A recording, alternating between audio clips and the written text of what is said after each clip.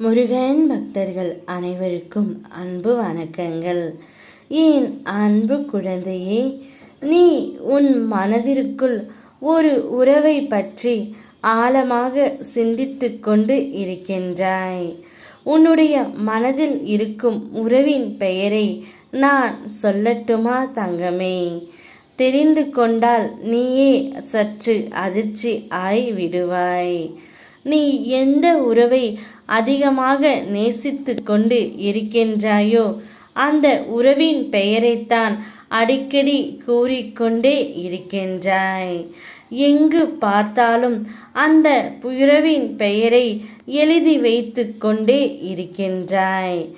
ஏன் செல்லமே இப்படி அளவுக்கு அதிகமாக நீ அவரை நேசிக்கின்றாய்? உன்னுடைய அன்பு நிச்சயம் உண்மையாக இருக்கும் பொழுது அந்த உறவு தானாகவே உன்னை தேடி வரும் நேரம் வரும் தங்கமே. அதுவரை என்னை நம்பி நம்பிக்கையோடு மட்டும் காத்து கொண்டே இரு. உன் மனதிற்குள் இருக்கும் உறவின் பெயர் என்ன வேண்டுமானாலும் இருக்கட்டும். ஆனால் அந்த உறவின் பெயரை உச்சரித்து கொண்டே இருந்தால் நீ எப்பொழுது மற்ற வேலைகளை பார்ப்பது? அதனால் அவை ஒரு பக்கம் இருக்கட்டும். உன்னுடைய கடமைகளை நீ செய்து கொண்டே இரு. உனக்கு வரவேண்டியதை நிச்சயம் உன்னிடத்தில் கூடிய விரைவில் நான் கொண்டு வந்து சேர்ப்பேன். அந்த உறவை நீ எப்பொழுதும் நினைத்து கொண்டு இருக்கின்றாய் அல்லவா? அந்த உறவு உனக்கு உண்மையாக இருக்கிறதா என்று பார் தங்கமே. கவலை கொள்ளாதே.